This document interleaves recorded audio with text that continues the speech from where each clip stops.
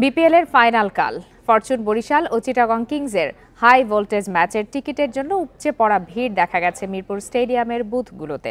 মিরপুরে সকাল থেকেই লাইনে দাঁড়িয়ে থাকতে দেখা যায় ক্রিকেট প্রেমীদের। বেলা বাড়ার সাথে ভিড় আরও বাড়তে থাকে। স্টেডিয়ামের টিকিট বুথের সামনে দেখা যায় দর্শকদের লম্বা লাইন। অনলাইনের সব টিকিট আগেই বিক্রি হয়ে যাওয়ায় চাপ বাড়ে বিভিন্ন বুথে।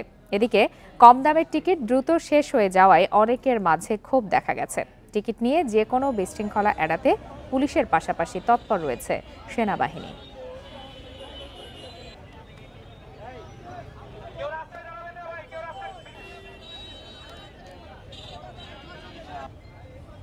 এখন 1000 টাকার টিকিট আছে, রানিং চলতেছে।